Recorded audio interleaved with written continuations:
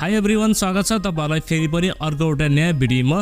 Friends, इन्फिनिक्सले आफ्नो smart सिरिजको अर्को एउटा नयाँ स्मार्टफोन इन्फिनिक्स स्मार्ट 9 लाई नेपालमा लन्च गरिसकेको छ।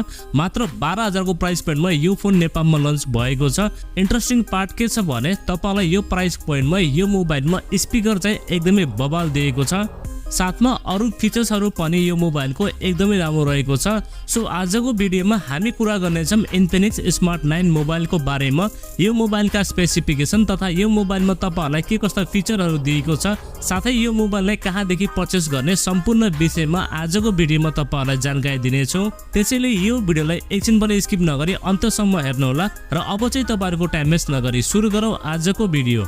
फ्रेन्ड्स, आगामी दिनमा अरु यस्तै भिडियो हेर्नको लागि प्लिज हाम्रो च्यानललाई सब्स्क्राइब गरिराख्नु होला र यो भिडियो मन परेमा एउटा लाइक पनि गरिदिनु होला। सबैभन्दा पहिला हामी कुरा गर्नेछौं यो मोबाइलको डिजाइन र डिस्प्लेको बारेमा। डिजाइनको बारेमा कुराउनु पर्दा यसको ब्याक साइडमा तपाईले डुअल क्यामेराको सेटअप, साथमा एउटा एलईडी फ्ल्याश र तलपट्टि इन्फिनिक्सको ब्रान्डिङ दिएको छ र अगाडिपट्टि तपाईलाई सेन्टर कन्सोल डिस्प्ले दिएको छ। साथमा डिस्प्लेमा तपाईलाई ग्लासको प्रोटेक्सन पनि दिएको छ। बिल्ड क्वालिटीको बारेमा कुराउनु पर्दा ओभरअल यो मोबाइल प्लास्टिक बिल्डको साथमा लन्च भएको छ र यसको फ्रेम पनि प्लास्टिकको रहेको छ। सिरियसली फ्रेन्ड्स, 12,000 को प्राइस पोइन्ट अनुसार मोबाइलको बिल्ड क्वालिटी र डिजाइन चाहिँ एकदमै राम्रो रहेको छ।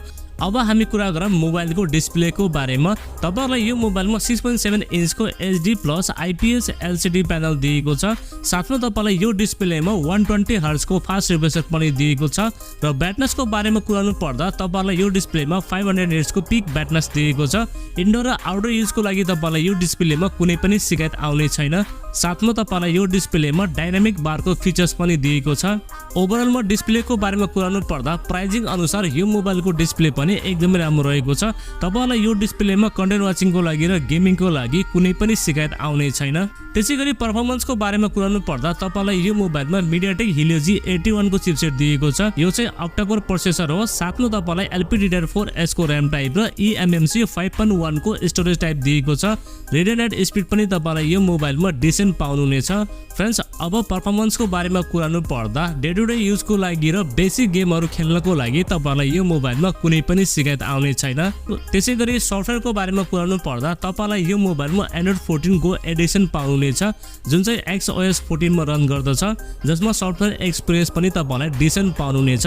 अब क्यामेराको बारेमा कुराउनु पर्दा प्राइमेरी क्यामेरामा तपाईहरुलाई 13 मेगापिक्सलको प्राइमेरी क्यामेरा सेन्सर दिएको छ र सेल्फी क्यामेरामा तपाईहरुलाई 8 मेगापिक्सलको सेल्फी क्यामेरा सेन्सर दिएको छ।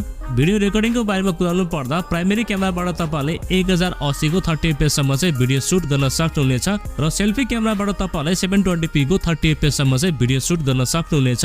फ्रेन्ड्स, प्राइसिङ अनुसार यो मोबाइलको क्यामेरा सेटअप पनि ठिकठाकै रहेको छ। त्यसैगरी ब्याट्री तपाईलाई यो मोबाइलमा 5000 mAh को ब्याट्री, जसलाई चार्ज गर्नको लागि 10 वाट को चार्जर बक्समा पाउनुहुनेछ र ब्याट्री ब्याकअप पनि तपाईलाई यो मोबाइलमा एकदमै राम्रो पाउनुहुनेछ।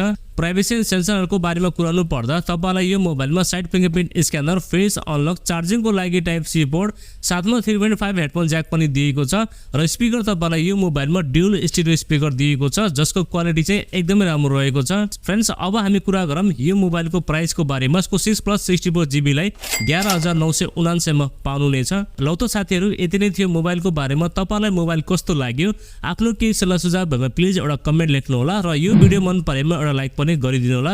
यदि नयाँ साथीभाइहरुले हाम्रो च्यानललाई पहिलोपटक हेर्दै हुनुहुन्छ भने प्लिज हाम्रो च्यानललाई सब्स्क्राइब गरिराख्नु होला। अर्को भिडियोमा भेट्ने बाचा गर्दै आजलाई बिदा लिन्छु। हवस्, धन्यवाद। जय नेपाल।